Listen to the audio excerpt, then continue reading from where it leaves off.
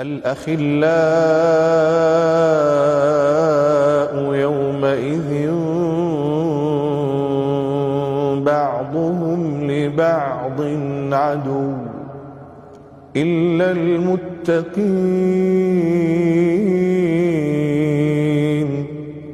يا عباد لا خوف عليكم اليوم ولا أنتم تحزنون الذين آمنوا بآياتنا وكانوا مسلمين ادخلوا الجنة